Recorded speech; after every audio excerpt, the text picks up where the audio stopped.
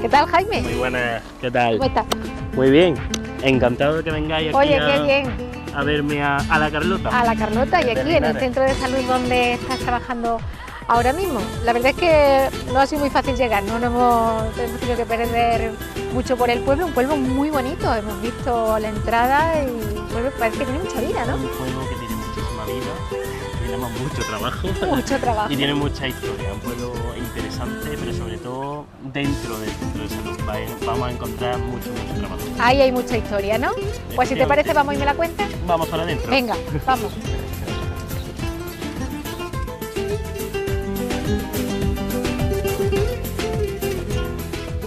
Jaime, estamos aquí en la consulta del Centro de Salud de la Carlota, donde tú desarrollas tu trabajo actualmente. Cuéntame cómo llegaste hasta aquí, hasta la Carlota, porque saliste de Linares con 17 años, muy jovencito, para estudiar medicina.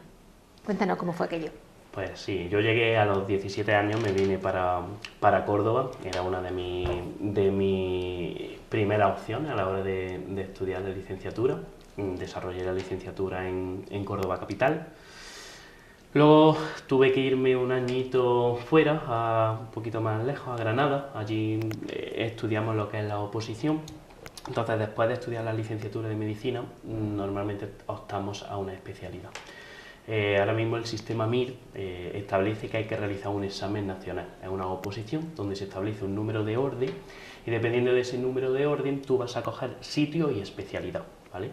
Yo era un enamorado de las médicas, me gustaba muchísimo la especialidad de médica, el contacto con el paciente, tenía muy claro que quería medicina de familia y opté por quedarme en la misma ciudad en la que había estudiado y donde llevaba muchos años, que era Córdoba. Y a la hora de elegir centro de salud, pues se ofertaba tanto centro de salud a nivel de la capital, de Córdoba capital, como distintos pueblecitos de la periferia. Y bueno, me recomendaron que para tener un contacto pleno con el paciente, para una formación más íntegra, más detenida, más profunda, quizá interesaba más la medicina rural, una medicina especial, no tenemos tantos recursos como en la capital. Y bueno, opté por venirme al Centro de Salud de la Carlota, que la verdad que tiene muchísimo trabajo, es un centro de salud que tiene muchísima Hemos visto que hay bastante movimiento. Sí, tiene mucho trabajo, la verdad que trabajamos mucho. Y bueno, aquí he estado 4 años, aparte el médico de familia tiene que rotar por muchísimas especialidades, pasamos por todas las especialidades, tanto a nivel de primaria, de atención primaria, como por el Hospital Universitario Reina Sofía. Y de allí, bueno, pues rotábamos por neurología, medicina interna, cardiología, neumología, reumatología, todas las especialidades, ginecología. Tienes que conocerlo todo. Claro, tenemos un tiempo estipulado para, digamos, llevarnos lo máximo de cada especialidad, pero una vez que nosotros rotamos, formamos parte del servicio. Si yo, por ejemplo, estoy rotando en ginecología, yo pasaba la consulta por la mañana, pasábamos la planta, asistía a partos como un ginecólogo más y estaba en las urgencias con ellos. Cuando había un procedimiento que quizá era un poquito más intervencionista o más específico, siempre estaba el residente de ginecología, en este caso, o el adjunto de ginecología, y ese trabajo no lo hacíamos, pero el día a día de la consulta era nuestro. Nosotros vemos muchísima patología, y lo importante que tiene la medicina rural es que quizás no tenemos tan a mano un hospital de referencia. Aquí a la hora de plantearse el derivar a un paciente hay que agotar muchos otros recursos. Estamos a 30 kilómetros de la capital. Por ejemplo, un paciente crítico que nos llega con una patología urgente, que está inestable, nosotros no podemos coger la ambulancia y llevárnoslo directamente, o cosas que a lo mejor en la capital son más factibles, como un traslado muy cortito. Aquí siempre hay que estabilizar al paciente, saber más o menos un primer diagnóstico y luego realizar el traslado una vez que la situación urgente o emergente esté estable. Entonces, ofrece, el aprendizaje en la medicina rural ofrece aspectos que en otros sitios no encontramos. Y un contacto muy cercano, imagino, con los pacientes, ¿no? Sí, la medicina de atención primaria, nosotros decimos que somos los médicos de las personas. Nosotros no solo tratamos patología, nosotros tratamos al paciente en su ámbito familiar, en su ámbito personal. Vamos a aviso a domicilio, sabemos qué casa tiene, sabemos quién vive en esa casa, llevamos al marido, a la mujer, a la abuelita, al abuelito, incluso hay niños que pasan a pediatría y que como las madres y los padres están en ese cupo, pues pasan a nosotros. Entonces tenemos un contacto todo el entorno muy íntegro, efectivamente. Hay incluso gente que nos abre la puerta de su casa. A la hora de hacer un aviso a domicilio, es que nos sentamos con ellos, nos sentamos allí con ellos, nos enseña cuáles son sus relaciones y sus Imagino problemas. que eso también ayuda a tratar al enfermo, ¿no? Y a llegar hasta la patología y a saber tratarlo porque muchas veces el médico de familia tiene que hacer también un poco de psicólogo, ¿no?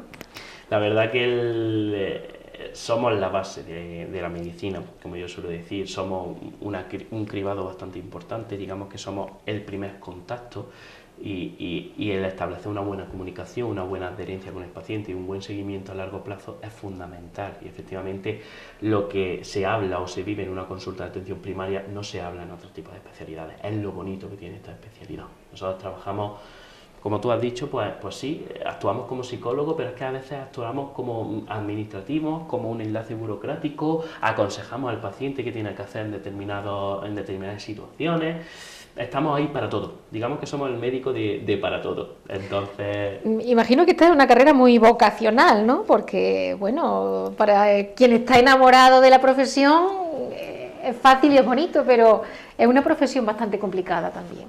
es muy vocacional, pero luego la especialidad es muy gratificante. Nosotros trabajamos muchísimo y hoy día, por el tema de la administración, por el tema del recorte, ahora estamos remontando un poquito, pero hemos pasado unos años muy duros en los que teníamos muy pocos recursos, había muchísima lista de espera, había poco personal porque administrativamente no se podía contratar más. Y tratábamos pacientes, como bien sabéis, cada 5 minutos. O sea, nosotros vemos del orden a veces hasta de 50 pacientes al día con patologías muy importantes y nosotros en 5 minutos tenemos que establecer un contacto, tenemos que realizar un diagnóstico y una intervención. Debe ser tremendo y bueno, estresante al máximo, ¿no? Las urgencias, por ejemplo, son muy estresantes, como he explicado, por la frecuentación, porque muchas veces tú ves que quisieras darle un poquito más al paciente, necesitaría un poquito más de tiempo. Pero bueno, eso el día a día te lo va dando. Lo que es la práctica, pues tú sabes que tienes tu tiempo, te tienes que organizar y hay pacientes que más o menos vienes siguiendo, que ya conoces, juegas con él un poquito el día a día. Pero sí, ofrece algo que otras especialidades no tienen. La medicina de atención primaria es el contacto pleno con la persona y toda la patología que se rodea, pero sobre todo con la persona. Es una relación muy bonita. Muy estrecha. Tu trabajo no solamente se desarrolla aquí en La Carlota, sino que también trabaja en el Reina Sofía de Córdoba, ¿no? En la Efectivamente. Ciudad. Es otra de las cosas bonitas que ofrecía el trabajar aquí, porque yo me estaba formando a nivel rural, pero luego mis guardias las establecía en un servicio de urgencia, en una especialidad de tercer nivel. Estamos hablando de uno de los hospitales más importantes de Andalucía, con una cartera de servicios muy amplia, tiene servicios que son referencias no solo a nivel nacional, sino internacional. De los primeros en donaciones a nivel incluso europeo. Estamos hablando de muy buena infraestructura y muy buenos clínicos y clínicas. Y bueno, ofrecía también eso, el poder formarte con esa frecuentación. Allí hemos visto de todo, se ve de todo. Entonces un hospital de tercer nivel no es un hospital chiquitito, te ofrece muchísimas posibilidades. Procedimientos, incluso cualquier especialidad la tienes allí. Es lo bueno que tiene, que hay a lo mejor otros hospitales más chiquititos donde queda más limitado y muchas veces hay que desplazar al paciente para que lo vea un especialista más concreto por una cosa más específica. En este caso no, nosotros teníamos especialistas y teníamos servicios de todo, tenemos mucha cartera de servicios, entonces es muy bonito. ¿Cuál es el choque mayor después de terminar la carrera al llegar ya a un centro de salud, a un hospital donde tienes que entrar de lleno, ¿no?, en la profesión? Pues el primer contacto con el paciente es duro, sobre todo la primera guardia. Eso te lo va a decir cualquier residente que se forme en cualquier especialidad. Todos los residentes van a actuar en la urgencia Entonces, imagínate lo que es que tú llevas 7 años viendo libros y libros y libros e imágenes, el libro, y de la noche a la mañana estás solo en una consulta enfrentándote a un paciente. Siempre tenemos consultores, sobre todo los primeros años, tenemos otros adjuntos que más o menos se encargan de nosotros, pero muchas veces la frecuentación hace que no esté tan encima de nosotros, que nosotros nos tengamos que desenvolver y que tengamos que tener el contacto con el paciente.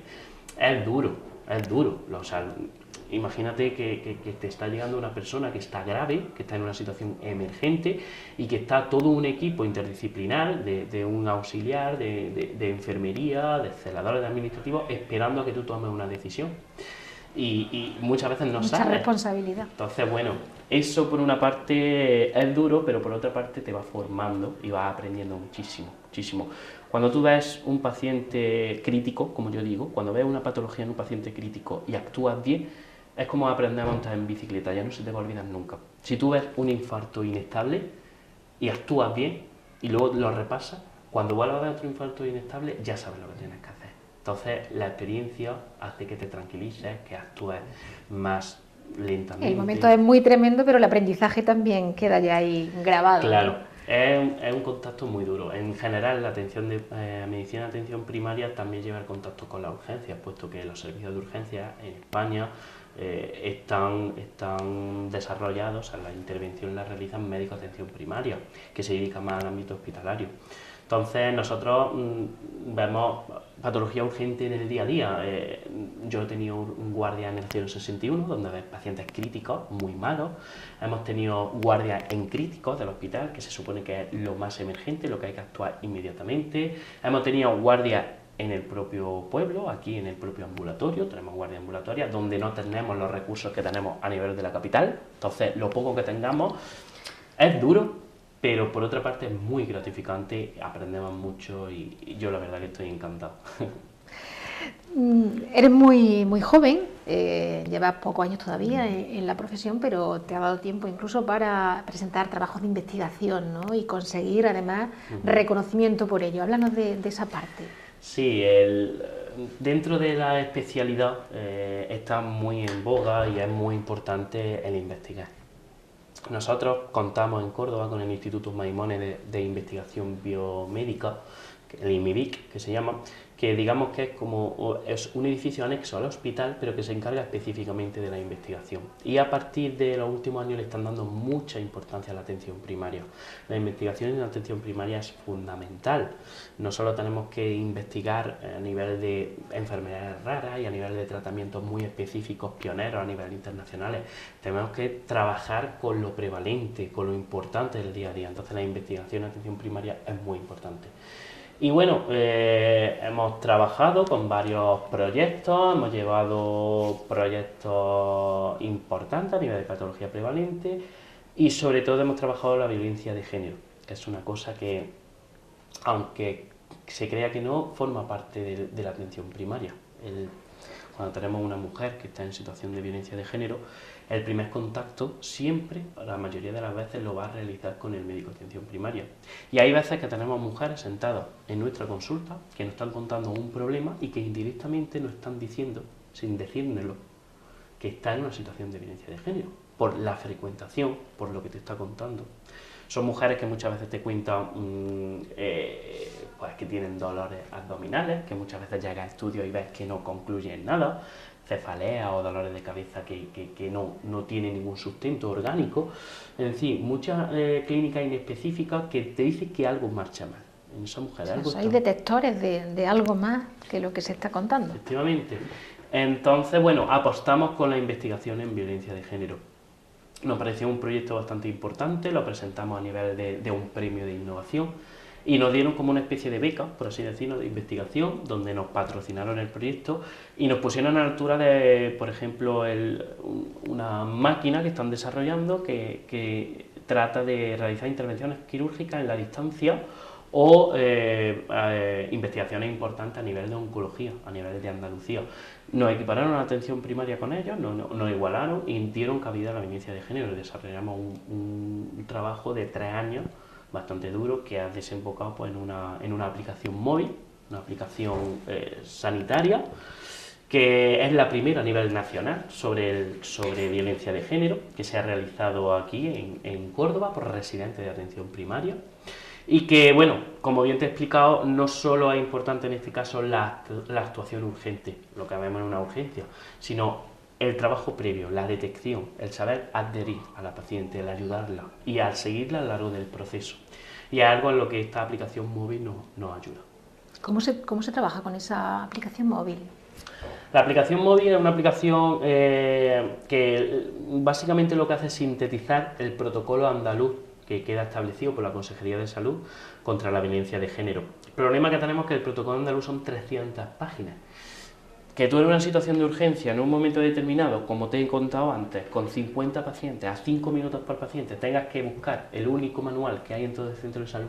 Es bastante complicado. Y a veces es bastante difícil. Y en una situación de urgencia, donde tienes una sala de espera llena, muchas veces no puedes acceder a él. Entonces nuestra idea fue que, bueno, que igual que hay en la época de la app y en la época digital, donde existen multitud de aplicaciones sobre otras patologías, porque nosotros tenemos herramientas del día a día que nos informan pues, de la hipertensión, del EPOC, de la diabetes, ¿por qué no tener a mano una aplicación que nos cuente cómo debemos actuar en una situación de violencia de género? Una situación que en el médico de atención primaria su actuación puede ser fundamental por el pronóstico de esa mujer y su bienestar y el seguimiento a lo largo de su vida. Entonces, creamos muchísimas herramientas, el protocolo lo adaptamos a nivel de móvil, a nivel digital, y bueno, hay muchas herramientas. Una herramienta muy importante, que es la que estamos usando mucho en el día a día y es la que ha gustado, es el apartado ¿cómo debo actuar? Ese apartado lo que nos hace es hacernos 3 preguntas. Nos pregunta si esa mujer presenta índice de sospecha de malos tratos, es decir, si tú estás viendo que hay algo que no concuerda. Si esa mujer te lo ha confirmado, porque luego tenemos mujeres que en esa situación, por desgracia, desarrollan ideas de culpa, ideas de vergüenza, y muchas veces no te lo quieren cortar ni lo quieren reconocer y tú lo estás viendo, ¿vale? Entonces la actuación es muy distinta, no podemos actuar lo mismo en un caso que en otro. Y luego si se encuentra en situación de peligro extremo, si sí o no, por supuesto en una situación de peligro extremo la actuación debe ser inmediata y no prorrogable a largo plazo. Entonces dependiendo de esas preguntas nos va a decir la aplicación punto a punto todo lo que debemos hacer, según el protocolo andaluz contra la violencia de género. Ya se está utilizando en todos los centros. Se estrenó en marzo, se estrenó en el Hospital Reina Sofía, en el Hospital Universitario Reina Sofía, y la Consejería de Salud lo ha distribuido a nivel de todos los centros de salud y a nivel hospitalario, porque también tiene cabida para las especialidades hospitalarias. También hay patologías y lo hablamos con compañeros durante los cafés y durante las comidas. Hay patologías digestivas que realmente no son nada digestivos, sino que son una situación de estrés o una situación que está llevando a que esa mujer no se encuentre bien. Hay patología a nivel de neurología, como te he explicado, que tú estudias a una mujer por un dolor de cabeza, le pides una resonancia, le pides un TAC, le pones 3 tratamientos, ves que no mejora, pero ves que esa situación ha mejorado un poquito y ese dolor de cabeza desaparece. Por lo tanto, vale para cualquier sanitario. Bueno, pues si te parece, vamos a conocer un poquito del centro de salud donde trabaja, este centro de salud La Carlota. Perfecto. Y seguimos hablando. Venga. Jaime, esto es críticos, ¿no? Aquí exactamente, ¿qué es lo que se mueve? Esta es la sala de críticos. Aquí, por desgracia, digamos que es el trabajo más duro. Normalmente aquí pasamos a pacientes que vienen inestables, pacientes que vienen malitos, pacientes que son una emergencia y que tienen que tratarse inmediatamente. Y bueno, tenemos la monitorización, que es fundamental para nosotros. Aquí tenemos lo que es tanto el marcapaso externo, que nosotros llamamos, como el monitor, con el que en un momento determinado podemos dar carga eléctrica en alguna arritmia que lo necesite, y muchísimos fármacos que a lo mejor en otra consulta no tenemos tan a mano, atropina, adrenalina, cosas que en una situación de emergencia o de urgencia tenemos que usar. Las tenemos aquí. Ya te digo, no suele ser agradable, pero bueno, lo fundamental en esta consulta siempre es el trabajo interdisciplinar, como yo digo, la buena organización. el saber lo que es enfermería, lo que es el auxiliar, lo que es el técnico sanitario, lo que el medicina tiene que hacer en cada caso. Y sobre todo están muy jerarquizados o repartidos. Es decir, que hay una persona que toma, digamos, las órdenes en la actuación, por ejemplo, una reanimación cardiorrespiratoria, siempre va a haber alguien que normalmente se va a encargar de la vía aérea, que va a dar las órdenes, mientras que el otro pues realiza compresiones, tiene que chispar, tiene que poner una droga determinada en una vena, hay que poner una vía, en fin. Es muy importante, ya te digo, el trabajo en compañero, el trabajo global. No es lo que yo haga, es cómo trabajamos todos el equipo por el paciente, efectivamente. En situaciones así tan fuertes, ¿no? Pues la mayoría de las personas nos ponemos muy nerviosos, no sabemos para dónde tirar. ¿Cómo sentís los médicos? Porque hay que tener un asiento muy importante, ¿no? Al principio la verdad que se pasa peor, como bien te he explicado, pero nervios siempre hay. O sea, no, es una situación estresante, es una situación donde tu decisión puede ser fundamental, la droga que pongamos, cómo chispemos, cómo actuamos, el tiempo que ha tenido. Trabajamos a contrarreloj, entonces es una situación muy estresante. Siempre nos dicen los más expertos, los veteranos, que nos tranquilicemos, que bueno, que las cosas más o menos están protocolizadas, por suerte en urgencias son muy de protocolo, entonces intentar diagnosticar, intentar establecer cuál es la patología del paciente y dentro de esa tranquilidad pues recordar el protocolo y hacerlo por lo mejor que podamos. Hay veces que una determinada situación pues no te lo permite. Hemos tenido pacientes pues que estaban en mitad de un terraplén donde ni siquiera los bomberos pueden acceder y tú tienes que trabajar con un paciente inconsciente, de medio lado, no tienes el material necesario, el compañero no puede ayudarte, tiene que estar solo. Hay situaciones que, hombre, que son bastante difíciles, pero bueno. Claro, lo raro sería no ponerse nervioso, porque somos humanos, ¿no? Y ahí está la faceta...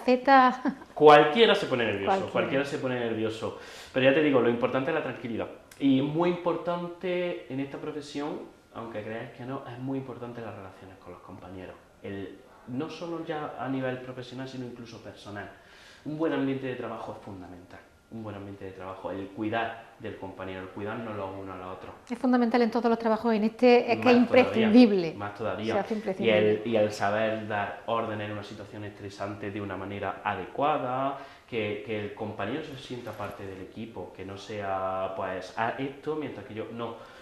Vamos a establecer un consenso, tenemos una parada cardiorrespiratoria, yo me voy a encargar de la vía aérea, voy a empezar a ventilar con el ambú, el compañero va a empezar a monitorizar a nivel cardíaco, el otro compañero me va a poner una vía y vamos hablando entre todos. Pues el compañero, vía puesto, ¿qué voy poniendo? Ve cargando una ampolla de adrenalina. Vía aérea permeable, ¿qué subo, qué bajo? Dame, pásame el laringo, vamos a intubar, en fin. Es muy importante la comunicación y es muy importante el trabajo en equipo, fundamental. Aquí tenéis también medicación, ¿no? Sí, esta es una medicación pues más específica que no usamos tanto en la consulta del día a día. Normalmente suele ser medicación intravenosa, son ampollitas y ya te digo, son drogas como la adrenalina, la atropina u otro tipo de fármacos que son muy importantes en una situación emergente. ¿Y esa camilla que tenemos ahí? Esa realmente es una camilla, como tú dices, que se encarga del desplazamiento del paciente politraumatizado.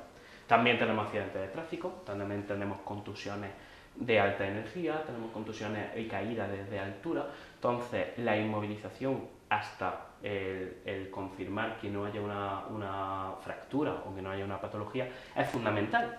Y sobre todo el no mover.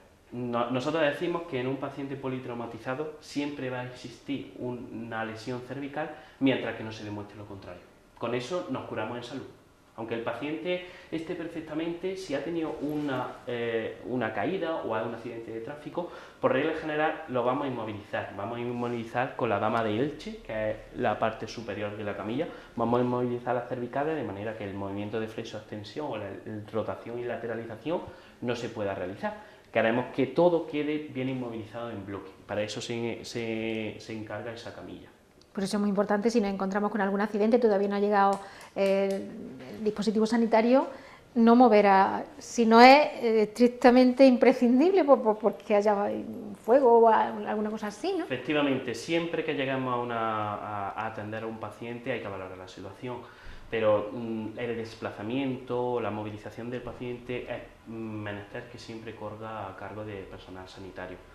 Parece una tontería, pero el hacerlo bien puede ser fundamental para la vida o para las lesiones y el pronóstico del paciente. Entonces, nosotros estamos entrenados a nivel de urgencia en movilizar al paciente en bloque, con lo que minimizamos esas lesiones e intentar realizar una exploración y una estabilización del paciente. Entonces, normalmente lo que se suele decir es la señalización. Es decir, cuando nosotros vemos un accidente, primero hay que comprobar cuál es la situación, qué repercusiones ha tenido, cuáles son las personas, los heridos o los afectados, y el señalar, el llamar primeramente al 112 o al 061 para realizar el aviso sanitario y esperar a que se realice una buena señalización y que estén fuera de peligro. Luego ya la parte sanitaria corre a cargo de los sanitarios. También es verdad que hay gente que está formada en unos primeros auxilios y muchas veces una reanimación cardiopulmonar básica, una RCP básica, que nosotros trabajamos mucho en la educación, puede ser fundamental, ¿vale? Entonces, hay que valorar, pero ya te digo, siempre que hay que movilizar a un paciente politraumatizado, un profesional sanitario y con una buena inmovilización. Pues si te parece, vamos a la siguiente parte, que es meterlo en la ambulancia. Vamos directamente a la ambulancia. Venga. Jaime, pues ya estamos en la ambulancia. A partir de aquí, ¿qué? Bueno, pues este es otro de nuestros día a día, el traslado de la ambulancia. Es fundamental primero el que nos den un aviso donde nos están mostrando en primer momento la edad del paciente, la patología y a lo que vamos exactamente. Eso a veces también puede ser un tanto traicionero, porque no sabemos exactamente a qué nos vamos a tener, no sabemos lo que nos vamos a encontrar en un domicilio o en mitad de la carretera, ¿vale? Entonces, primero el traslado y el ir en el tiempo más pequeño posible, en el mínimo tiempo, es fundamental, no solo para una buena actuación, sino para el pronóstico del paciente. Normalmente a nosotros nos pasan prioridades.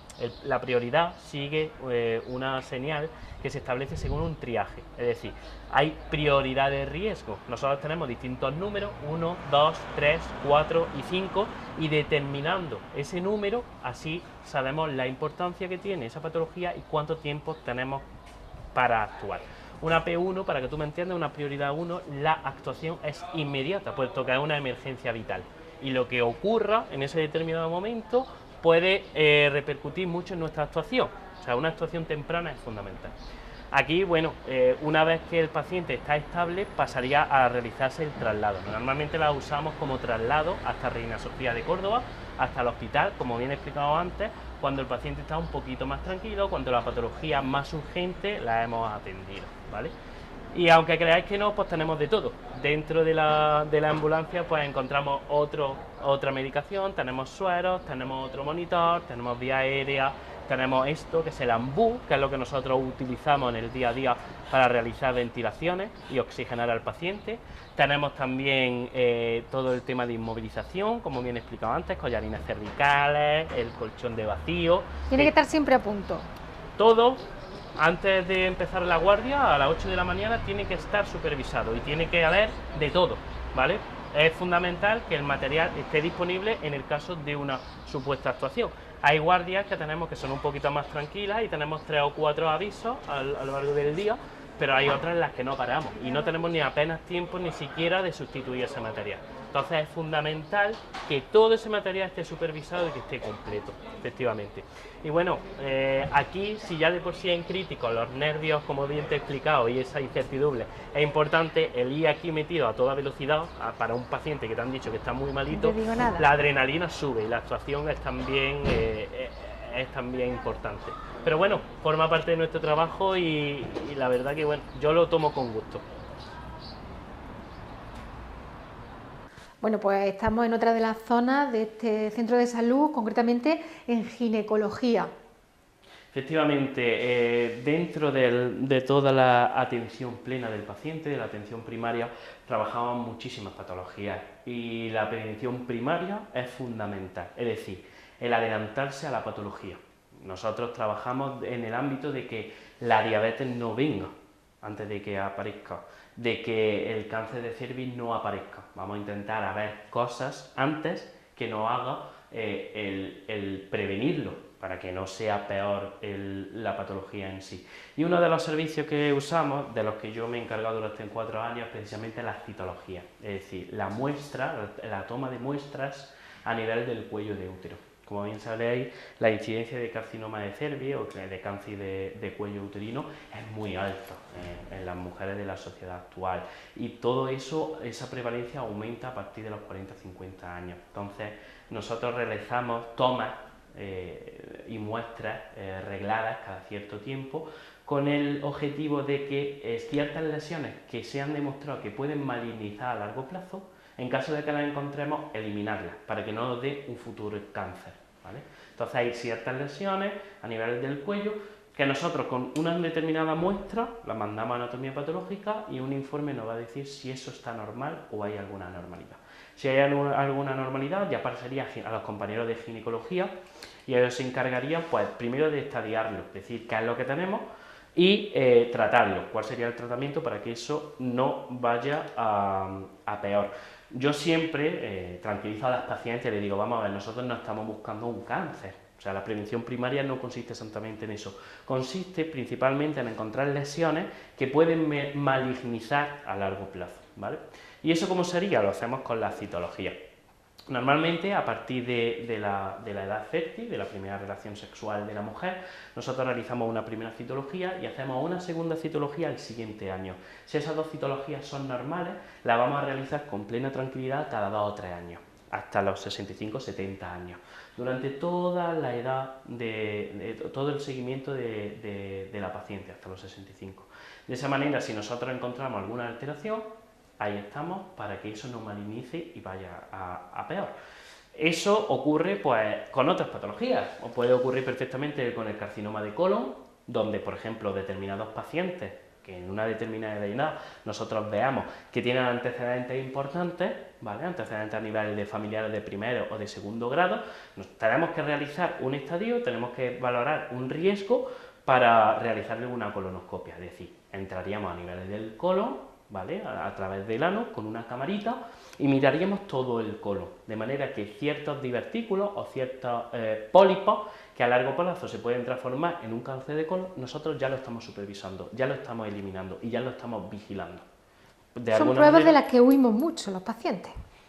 Son muchas preguntas las que vienen por el tema, por ejemplo, del cáncer de colon, el cáncer de cervix, pero efectivamente se ha demostrado que si realizamos un screening previo, un diagnóstico precoz, el pronóstico va a ser mucho mejor, como es lógico.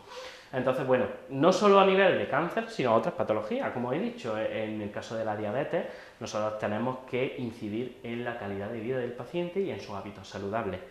Cómo come, qué peso tiene, cómo es su ingesta, qué ejercicio físico está realizando y qué otras patologías tiene. Lo mismo ocurre con la hipertensión, lo mismo ocurre con la diabetes, con la enfermedad pulmonar obstructiva crónica o con la hipercolesterolemia, es decir, el colesterol en sangre elevado. Todo eso son riesgos a largo plazo, donde no solo el actuar cuando te da un infarto es importante, sino el saber evitar ese infarto, el seguirlo a largo plazo para que minimicemos ese riesgo. Eso es tarea fundamental del médico de atención primaria. Por lo que estás viendo, tenemos muchísimo trabajo. Sí, se actúa también en prevención. ¿Y qué pasa cuando hay una urgencia de un parto inminente y la paciente no puede ir al hospital? Pues nos ha ocurrido que han llamado a la ambulancia, nos han pasado un aviso, hemos acudido a un domicilio y ha habido un parto. Pues no hemos tenido que atender. Somos médicos de urgencia, in situ, en la propia cama de la paciente se ha atendido el parto, porque es mejor pararse y atenderlo que meter a esa mujer en una ambulancia y hacer 30 kilómetros para el paritorio de Córdoba. Entonces, bueno, ya te digo, el médico de atención primaria y el médico de urgencia tienen que estar preparados para todo. Hemos encontrado de todo y hemos actuado. Entonces, es fundamental la preparación y sobre todo el saber actuar en cada momento. Jaime, esta es la sala de fisioterapia, una sala donde casi todos tenemos que entrar tarde o temprano porque la espalda y lo demás se va resintiendo. Efectivamente.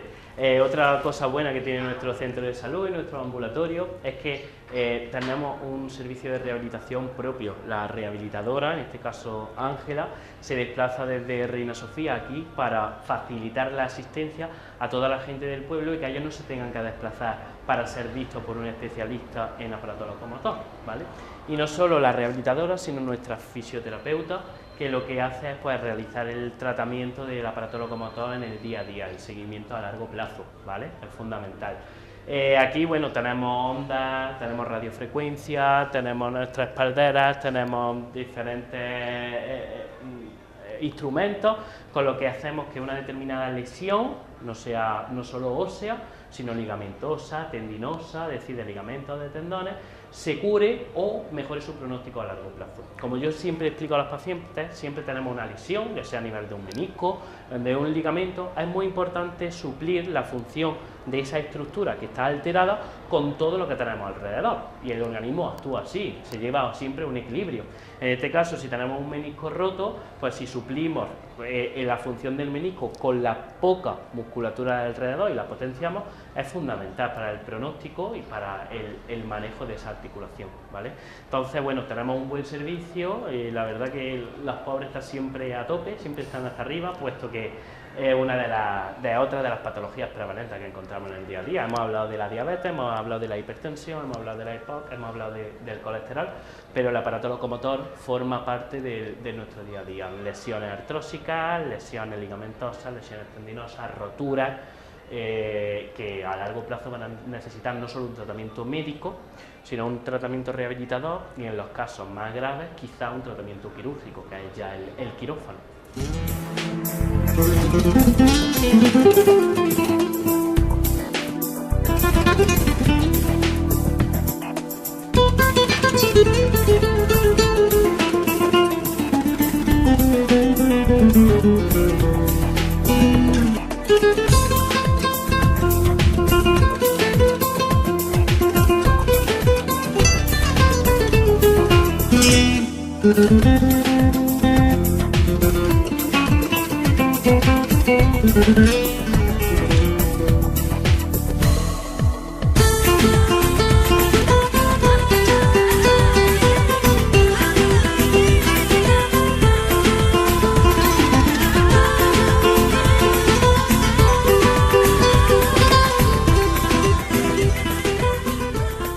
Bueno, Javier, merecía la pena venirse a Córdoba, porque tú vives aquí. Yo vivo en Córdoba. En Córdoba. Llevo ya pues bastantes años, llego desde el 2006, pues, hace ya cerca de 11, 12, casi 12 años dentro de nada. Vives por el centro, ¿no? Vivo por el centro y esta zona concretamente es una zona que a mí de siempre me ha enamorado y me ha encantado. El perderse por aquí, por el puente romano, por la judería, por la mezquita y sobre todo lo relajante que es el Guadalquivir de fondo. El sonido del agua, a mí Es me relaja genial. también bastante, yo suelo venir mucho a Córdoba y transito mucho por esta zona. ¿Tu abuelo era santanero y minero? Tengo un abuelo que era santanero. El pobre le pilló todo lo de Santana Motor, la prejubilación, bueno, lo pasamos regular por el tema de las protestas, y el otro abuelo efectivamente era minero, concretamente era cabriero. Él se dedicaba, no me acuerdo exactamente la mina que era, sé que era por la zona de Arrayanes. Él se dedicaba al subir a bajar la Cabria, donde bajaban los mineros, efectivamente. ¿Lo recuerdas? Sí, ellos, ninguno de los dos viven ya, por desgracia, pero los dos me han contado muchas historias. De mi abuelo no tanto en activo, puesto que cuando yo ya conocí él ya estaba jubilado, el minero. Ramón ya no trabajaba, pero yo recuerdo el ver volver a mi abuelo de Santana Motor e incluso ir a verlo allí en alguna ocasión, o sea que sí, que lo recuerdo muy activamente. Eres muy joven, la infancia tampoco está todavía tan lejos. ¿Tú viviste en la calle El Tinte? Yo viví en la calle Tetuán, En la calle Tetuán. Yo fui al colegio Padre Poveda, me crié en la calle Tetuán, la zona del centro, y luego pasé a la Colonia del Sol, pasamos a la periferia, por tema de trabajo, de cercanía de mis padres, y continué los estudios en el Instituto Cástulo, en el IES Cástulo. Ajá. Allí cursé el bachillerato y ya pues hice selectividad y me vine para la Facultad de Medicina de Córdoba. ¿Qué recuerdo tienes del padre Poveda y del Cástulo, del Instituto Cástulo? Porque sabemos que tienes amigos allí muy cercanos a la prensa, porque trabajamos a diario con Juanjo García Solano, Juanjo, que es amigo tuyo, ¿verdad? Efectivamente, Juanjo. Compartisteis juegos juntos. Juanjo es compañero de promoción, nos hemos criado, como quien dice, juntos en el Cástulo. Siempre es curioso porque siempre hemos tenido muy claro desde primero de carrera lo que queríamos hacer. Y yo desde primero de eso yo tenía claro que quería estudiar medicina y él tenía muy claro que quería ser periodista. De hecho me acuerdo en los descansos cómo imitaba a Félix Martínez, se ponía en la tertulia deportiva y decíamos buenas tardes, cordiales saludos, como se ponía Félix Martínez en la tertulia de la radio. Y le encantaba. Fíjate, ya pues ahora está en la radio, además. Efectivamente, ha acabado en la radio. En Cadena Ser. En Cadena Ser. Ha pasado por televisión, porque hizo prácticas con nosotros también en la televisión, ha pasado por el periódico, ha estado en el diario Jaén y ahora precisamente pues está en la radio. Es de los compañeros y de los amigos que siempre que vuelvo a Linares en alguna ocasión pues merece la pena ver, y además es muy activo con el tema de Semana Santa, fue pregonero de Semana Santa hace poco, es un chaval la verdad que es muy activo, tenemos muchas cosas en común. Ya te digo, a él siempre se le cantó por las letras, por el tema del periodismo, y yo más por las ciencias, por el tema de medicina, pero hemos estado siempre juntos. Una buena promoción, ¿eh? Y muy activa. La verdad que sí, que ha salido muy buenas promociones. La verdad que en Cástulo muy bien. Nos educamos genial, con mucha disciplina, cogimos muchísimos conocimientos y bueno, yo estoy encantado con ellos, con la educación que me dieron y cómo me prepararon para la selectividad y el bachillerato. Pues Javier, ¿qué te parece si nos damos una vuelta por este puente romano, que es una maravilla, que tiene ambiente? Perfecto. Y vemos un poquito la ciudad. Perfecto. ¿Vale? Venga.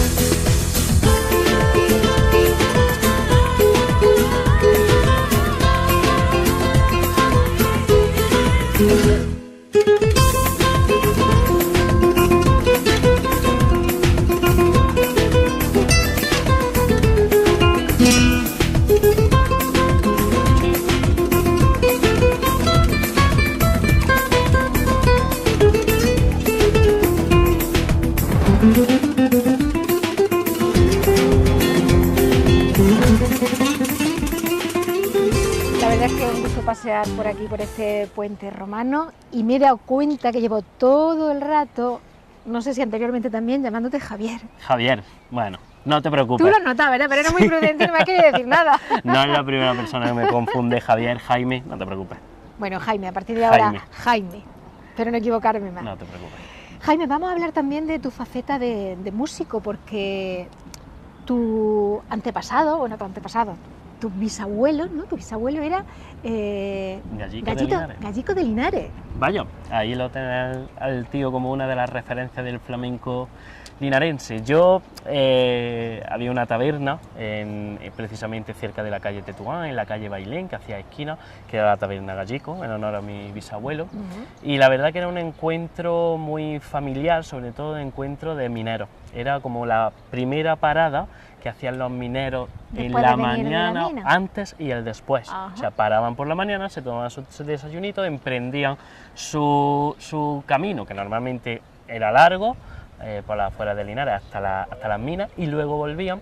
Entonces allí pues se hablaba mucho, era todo muy tertuliano, y también se cantaba mucho, era muy ambiente flamenco. Y mi abuelo pues mi bisabuelo en este caso, era bastante bueno en el tema del cante flamenco, el cante de la taranta sobre todo, como bien sabes. También tiene un tío guitarrista, Pedro Moreno, efectivamente. Muy conocido en Linares también. Siempre que veáis un guitarrista o varios guitarristas de flamenco, siempre está o Juan Ballesteros o Pedro Moreno, o sea que son las dos referencias. Efectivamente, cierto. Heredó un poquito el tema del flamenco, luego tenía también otra bisabuela que cantaba, tenía por ahí alguna que otra bailadora, o sea que el mundo del flamenco siempre ha estado muy cerca de la familia. Y un primo que es profesor del Conservatorio de Linares. Pedro Jesús. Pedro Jesús Jiménez Moreno, efectivamente. Pedro Jesús es profesor de trompeta, precisamente estudió aquí en Córdoba, estuvo muchos años aquí en el Conservatorio de Córdoba, en el grado superior como profesor de trompeta en Córdoba, la verdad que es muy conocido en el panorama musical, y ahora ha vuelto otra vez al Conservatorio de Linares. Además es muy activo en el mundo cofrade, el de la Cofradía del Rescate, ha estado dentro fue hermano mayor, activo en la banda de música, la banda del Rescate, o sea que sí, la verdad que me viene muy de familia lo de la música. Y con una familia así no podía ser menos que tú estudiaras en el Conservatorio Andrés Segovia de Linares. Efectivamente, estudié, empecé un poquito más tarde, la verdad, tenía que haber comenzado antes, entonces el grado medio la verdad que lo dejé a la mitad porque intenté continuar el estudio de grado medio desde Linares aquí en Córdoba con medicina, pero la verdad que las dos cosas eran totalmente imposibles por problema de horario, porque llegaba un momento que prácticas de hospital se solapaban, ya no era estudio, ya era que coincidían clase, entonces dejé el grado medio a la mitad, pero efectivamente también me he criado en el Conservatorio de Linares, hice mi grado elemental y hice la mitad del grado medio allí. Y ha estado relacionado con diferentes agrupaciones musicales, bueno, como Musicalma, por ejemplo, ¿no? Musicalma, el coro y orquesta Musicalma, efectivamente, que actualmente dirige José Gregorio Trujillo. Bueno, pues viví la fundación de este coro, que la verdad ahora es precioso, es enorme, es grande, pero costó. Nació precisamente una tarde de invierno en Santa María. Y inicialmente iba a comenzar como un coro de capilla, típico coro de iglesia, pero poquito a poco fuimos perfilando un poquito el perfil de instrumental, metimos cuerdas, metimos bastante temas de piano, trabajamos varias voces y al final se formó una coral y una orquesta. Y bueno, cuando puedo, vuelvo e intento tocar con ellos, soy un poco activo siempre que puedo visitar Linares, pero claro, el día a día de mi trabajo en Córdoba no me lo permite. Es muy complicado. Pero ahí los tenemos, a los compañeros de Musicalma. También en la agrupación musical Alfredo Marto. Efectivamente, empecé, pues a la par de empezar en el conservatorio, empecé en la banda de Alfredo Marto, la agrupación musical, que como bien sabéis es muy conocida en el mundo cofrade.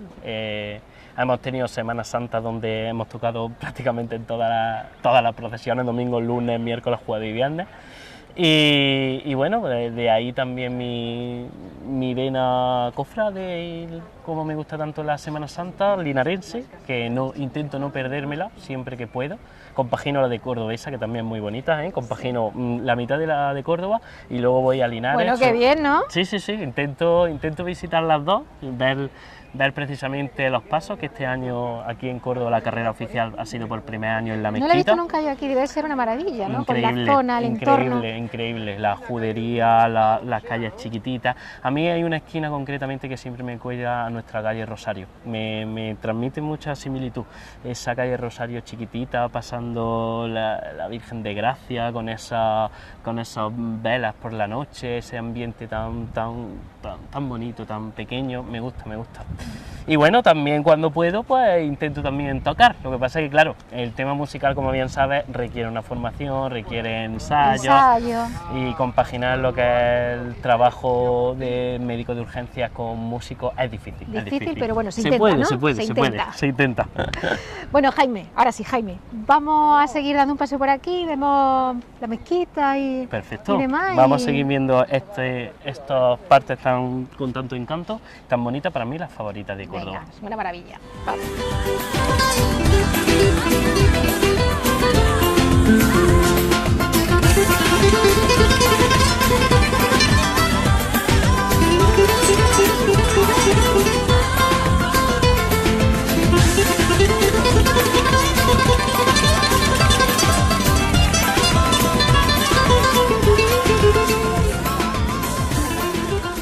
Bueno, Jaime, no sé qué te parece a ti, pero ya va siendo la hora de comer y vamos a buscar un sitio aquí bueno en Córdoba, bonito, para que pruebe bien el salmorejo y el flamenquín cordobés. Que está riquísimo, que lo he probado yo alguna que otra vez. Efectivamente.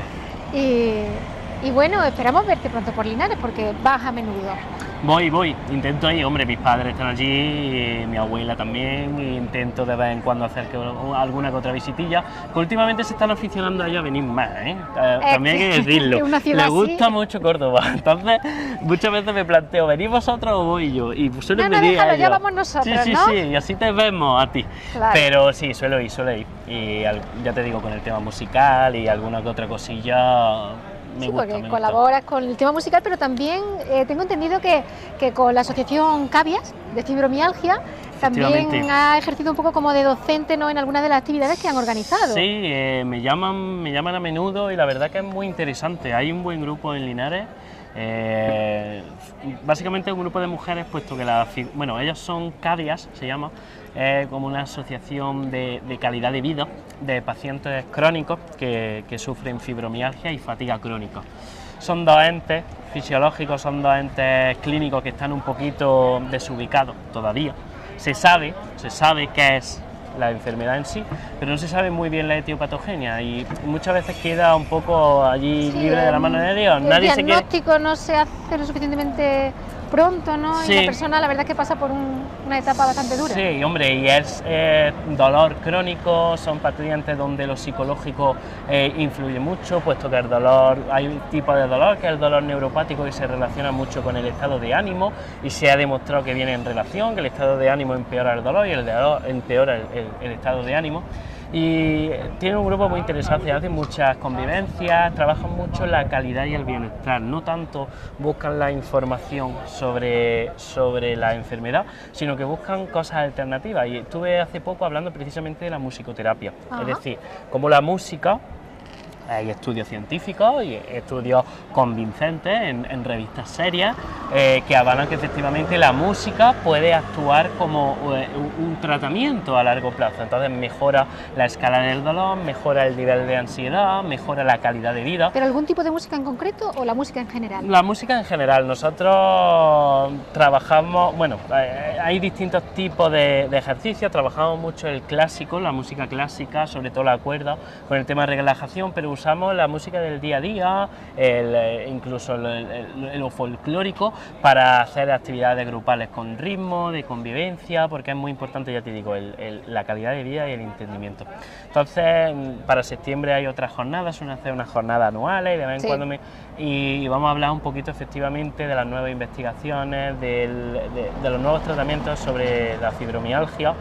Y claro, como cualquier otra patología, pues pasa el filtro de medicina de atención primaria y muchas veces es una patología, como te he explicado, que queda ahí un poquito... El primer contacto es... No se sabe si la debe seguir el reumatólogo, no se sabe si la debe seguir el psiquiatra, y bueno, digamos que el médico de atención primaria pues se agarra a ella e intenta pues eso, mejorar a largo plazo la calidad de vida de esas pacientes.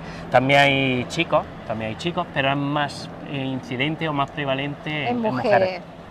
Bueno, pues hemos relacionado, al final en la vida está casi todo relacionado, la música con la enfermedad y hemos llegado al principio, ¿no? Empezamos hablando de medicina y hemos terminado el programa hablando de medicina, que es lo tuyo, es tu pasión, porque es tu pasión. Me encanta.